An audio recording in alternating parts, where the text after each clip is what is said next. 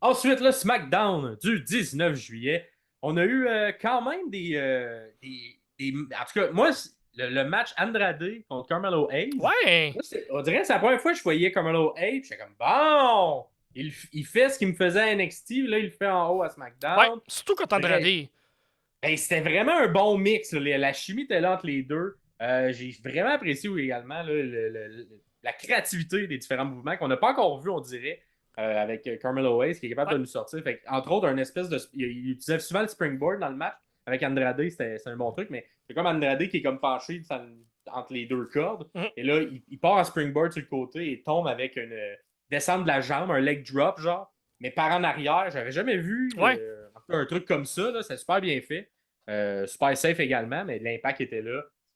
Il y a même eu des trucs durant la pause, parce qu'on vient de la pause, on nous montre un springboard Spanish fly que les deux ont fait en springboard. Fait que quand même, le niveau de difficulté, il est quand même là. C'est un mouvement qui est difficile à faire. Puis en plus, tu t'ajoutes le fait qu'il est en springboard puis tu le fais à deux.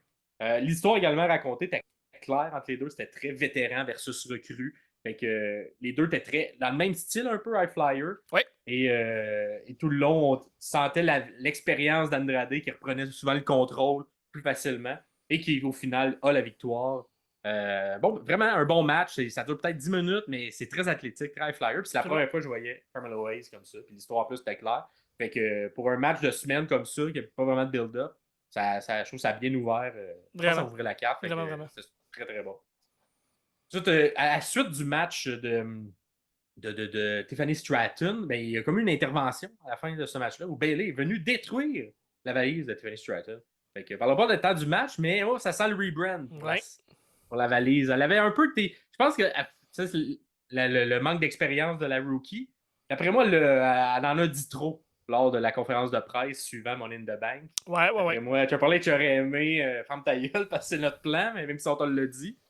Parce que là, on raconte l'histoire que la valise se détruit On en voulant s'attend, des on semaines. s'y attend, là. On veut. Exact. Moi, je m'attendais un peu qu'elle arrive le lendemain avec cette Exact, moi valise-là. aussi. Mais là, finalement, on l'a mis dans une histoire, fait que j'ai l'impression qu'elle aurait peut-être pas dû le dire lors de la conférence de Ouais.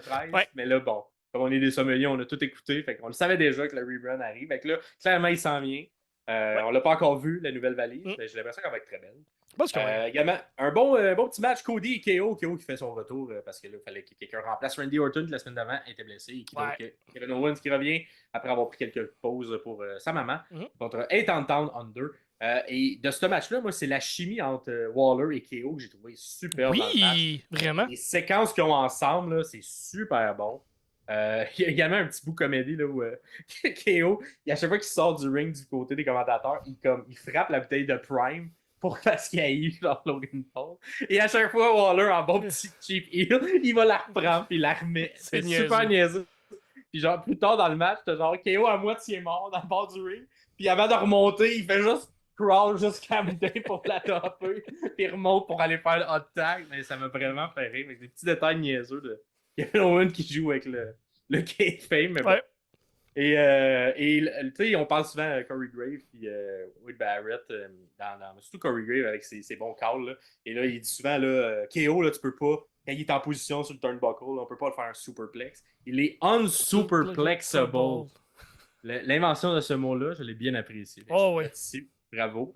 Fait que, ouais, une victoire des gentils, un classique pour pas terminer le show, mais de courte durée. Parce que le Bloodline, il vient détruire tout le monde. Triple Powerbomb Ouais. sur Cody et chaise dans le cou, Ah, dans le poteau pour ah. KO. Fait que, est-ce que c'est une autre manière de le ressortir? Il C'est une donne un manière autre d'isoler, deux semaines. diviser pour mieux conquérir, mais c'est ça, là, on met Cody Rhodes complètement seul. Puis on va en parler jeudi. L'épisode de jeudi, là, il va avoir notre retour sur. Pas notre retour, mais nos prédictions plutôt Prédiction.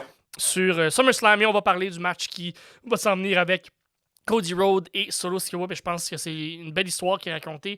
Est-ce qu'on est en train de placer un retour de Roman Reigns qui va aller s'installer du côté de Cody? Donc, qui va venir l'aider pour garder sa ceinture.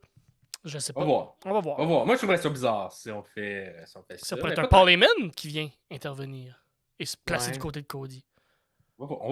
J'ai vraiment hâte de voir comment ils C'est vont ça. expliquer ce match-là. Je Fait sais pas. que, j'ai l'impression que Cody va garder la ceinture, mais je sais pas comment. Et je sais C'est ça, pas exactement. de quelle manière après on va faire le chemin qui Mhm. suit entre Solo et probablement Roman s'il revient. Fait que ça fait le tour de ce SmackDown du 19 juillet.